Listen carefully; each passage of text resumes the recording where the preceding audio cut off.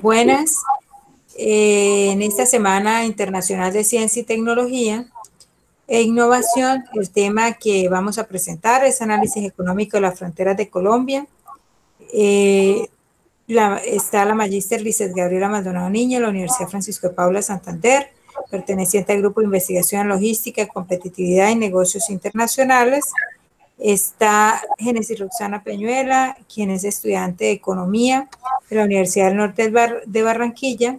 Y yo, quien les habla, Joana Mogrovejo, de la Universidad Libre, de la Facultad de Ciencias Económicas, Administrativas y Contables, el Grupo de Investigación en Competitividad y Sostenibilidad para el Desarrollo.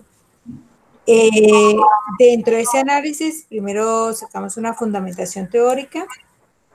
Esa fundamentación teórica, pues se tuvieron en cuenta estos autores que tienen que ver un poco con unos conceptos o unas bases fundamentales en lo que tiene que ver con la teoría de la localización y la nueva geografía económica. Estos son autores que han hablado del tema, nuevas realidades, de cómo las fronteras hacen parte de esa nueva geografía económica y de cómo de una u otra manera funcionan para ampliar esos mercados y para desarrollar las economías de las regiones. La teoría del desarrollo económico local, que también hace parte fundamental de cómo a lo largo de las fronteras se ha dado ese desarrollo económico, cómo si ha sido diferente que en el resto del país y cómo ha ido fluyendo en términos reales. La teoría de la integración, porque por el hecho de ser ciudades de frontera, muy seguramente existen acuerdos de integración que permiten que se integren o se logre la integración con este otro lado de la frontera de este país a través de esos acuerdos, lo que permite que muy seguramente la economía fluya de manera bilateral entre los dos países. La teoría del desarrollo socioeconómico, que también muestra cómo ha sido ese desarrollo social y económico en las regiones y en las fronteras del país. La teoría de las relaciones internacionales, como el hecho de que se exista entre los países un acuerdo y unas buenas relaciones internacionales, cómo de pronto impulsa ese desarrollo económico de las fronteras, cómo nos podemos ayudar de lado y lado, y la teoría de la integración que está repetida. También miramos las problemáticas. Todas las fronteras tienen problemáticas, ¿sí? Todas las fronteras tienen dificultades. Y las fronteras de Colombia no son la excepción. Dentro de esas fronteras está, o dentro de las problemáticas de las fronteras está el desempleo, la informalidad, el comercio, cómo va fluyendo de manera legal e ilegal, la migración y cómo de una o de otra manera ese desempleo ha ido en aumento y ha ido en aumento de tal forma que las ciudades de frontera son las que más resienten esos niveles altos de desempleo. Esa informalidad, las ciudades que más lo viven son las ciudades que están a lo largo de las fronteras de Colombia. Ese comercio, cómo fluye de manera legal e ilegal, también se da de una u otra manera, de manera diferente en las fronteras. Por eso las ciudades de frontera se convierten en ciudades que muy seguramente van a resentir más las problemáticas de sus vecinos, el tema de la migración, el tema de comercio, el tema de la informalidad. Estas problemáticas se evidencian en todas las ciudades, entonces se hizo la tarea de revisar cuáles son los países con los que tienen fronteras y cuáles son los departamentos limítrofes de estas fronteras. Venezuela, que tiene una longitud fronteriza con Colombia de 2.219 kilómetros, donde esos departamentos limítrofes que están en frontera con Venezuela son La Guajira, Cesar, Norte de Santander, Boyacá, Arauca, Bichada y Guainía. Brasil, que tiene una longitud fronteriza con Colombia de 1.645 kilómetros, y dentro de esas fronteras se encuentra, o de esos departamentos limítrofes, está Amazonas, Baupés y Guainía. Guainía tiene doble frontera tanto con Venezuela como con Brasil. Perú, que tiene 1.626 kilómetros de frontera con Colombia, y dentro de las ciudades de frontera que hacen parte de este está Putumayo y Amazonas, quien tiene doble frontera con Brasil y Perú. Ecuador, que tiene frontera Colombia con 586 kilómetros por Putumayo y Nariño, y Panamá, una frontera más pequeña de 266 kilómetros con Chocó. Hay dos columnas más, una que es el PIB a 2018 miles de millones y otra que es el PIB a 2018 por habitante. ¿Por qué? Porque esto nos va a permitir hacer un análisis de cómo ha impactado las fronteras o cómo las fronteras económicamente le aportan al PIB del país o cómo ha sido el desarrollo económico de las fronteras. Aquí hay un mapita que habla del PIB por habitante a precios corrientes. Entonces, si miramos este mapita, las zonas más oscuras, verdes más oscuras, es las que tienen un PIB a precios corrientes por habitante mucho más alto. Y casi todos los departamentos son del centro del país. Si vemos las zonas de frontera, verde clarito o verde muy claro, o sea, el PIB por habitante es muy bajito, solamente norte de Santander, de pronto Arauca, de pronto algo La Guajira, son un poquito de tonos más oscuros, que son un poquito más alto el PIB, pero en términos generales siguen siendo los departamentos del centro del país los que más crecen económicamente, los que más nivel de ingreso reciben. El PIB de los departamentos fronterizos, ahí está la relación en la gráfica, donde podemos observar cuáles son los PIB más altos en ese año, y el más alto definitivamente es por Venezuela con Boyacá, por Cesar con Venezuela, por Norte de Santander con Venezuela y por La Guajira con Venezuela. Hasta Arauca es un poquito alto, pero el más alto definitivamente para ese año, la relación del PIB fue con Boyacá y con Cesar. Norte de Santander está ahí, un poquito bajito, pero bueno, al menos se dio algún tipo de crecimiento. Y por Nariño, que frontera con Ecuador. El resto de las fronteras podemos ver Arauca, Bichada, Guainía, Amazonas, un mínimo de aporte, Baupés, Putumayo, Amazonas, Chocó, también son muy bajito el crecimiento de su Producto Interno Bruto, el desarrollo de sus sectores económicos, según lo que refleja este PIB de los departamentos fronterizos. Entonces, ¿cuál es el más alto? Boyacá, Cesar, Norte de Santander. Y podemos ver que aún sigue siendo más alto la relación de crecimiento del PIB, la frontera con Venezuela, que con el resto.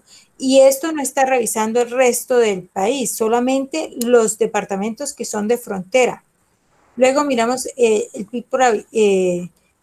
PIB a precios corrientes y seguimos viendo lo mismo. Los valores, el más alto porcentaje del PIB está en el centro del país, los más bajitos están a los lados.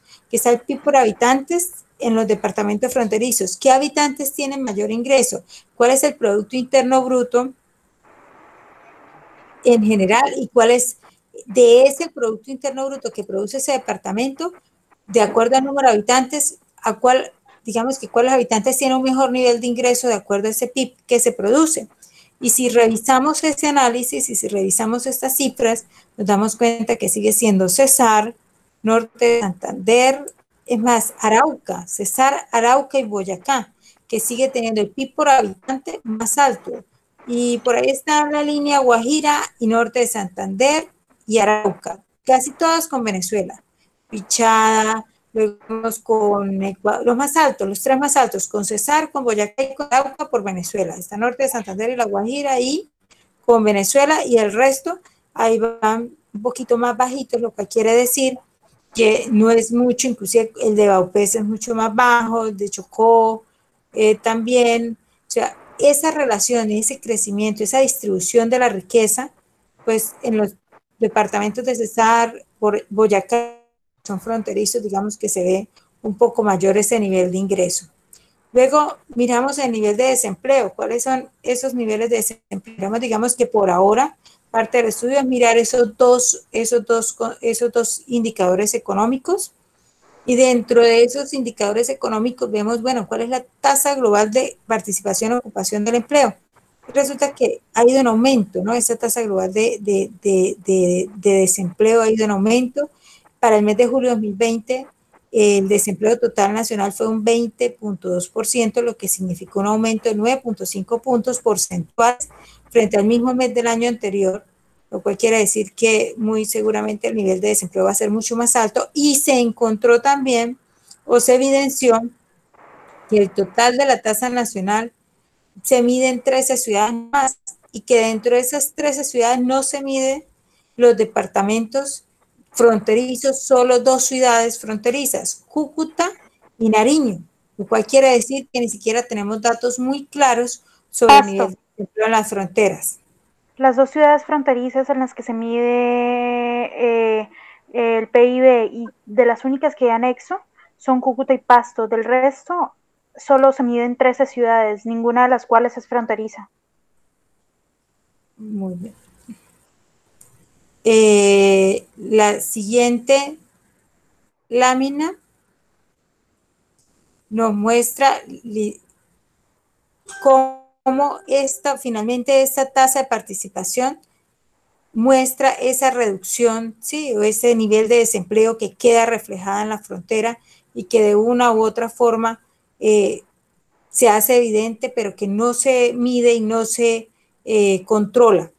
La lámina, porfa.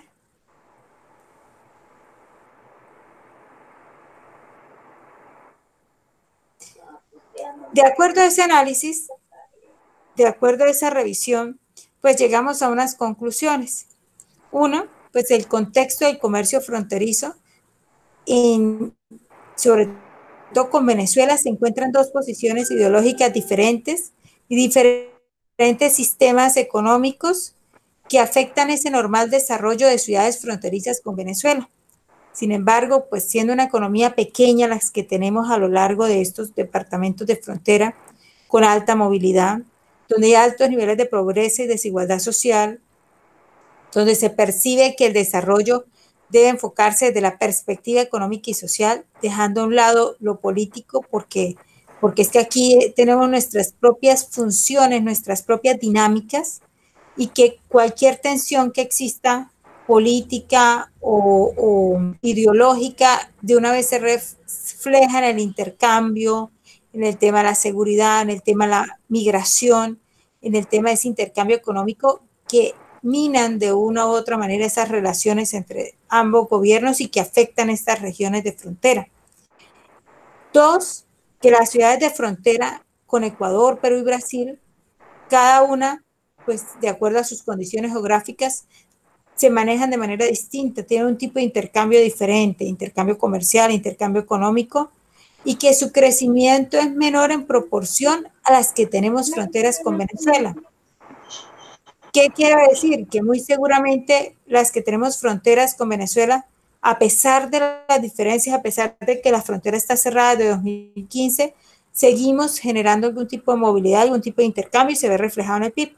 Mientras que con estas, pues de pronto la parte geográfica con Brasil, selvática, con Perú es un poco más compleja y el paso a Ecuador también, lo que hace que de pronto no fluya de la misma manera que las regiones de frontera con Venezuela. Tres, las diferencias entre los departamentos de frontera se evidencian en el PIB y en su crecimiento económico, que es desigual en todas las fronteras y frente a los departamentos no fronterizos, los departamentos que no tienen fronteras, el PIB es mucho más alto, fluye más la economía y se ve más impacto y más desarrollo económico en departamentos no fronterizos. No existe una medición del nivel de empleo en los departamentos de frontera, solo Cúcuta, Pasto, que se toman estos datos, siguen siendo de los más altos niveles de desempleo del país. Sin embargo, nos faltan datos que nos permitan mejorar este análisis. La siguiente conclusión es que los departamentos y ciudades de frontera con Venezuela, a pesar de que está cerrada, a pesar de las diferencias, de las dificultades y de la migración y de todas las problemáticas sociales que hay, siguen teniendo un mayor crecimiento que en el resto de ciudades de frontera. Lo que nos permite pensar que a pesar del cierre, sigue fluyendo el comercio y los negocios que lo aportan al PIB de cada uno de estos departamentos. Los departamentos y ciudades de frontera no son las que más crecimiento económico tienen, definitivamente, al contrario, son las más vulnerables, son las que más informalidad tienen y eso se refleja allí. Y la migración venezolana definitivamente sigue afectando a todas las fronteras de Colombia en todos los sentidos, no solamente a las que están cercanas a Venezuela, sino también a las que están con Ecuador, con Perú, porque todos tratando de pasar hacia otros países, pues se convierte en un conducto, en una forma, en una vía y Colombia queda resintiendo todo este tema de migración. Gracias. Vamos que con esto damos cierre a un primer avance de un objetivo de este proyecto que se está trabajando.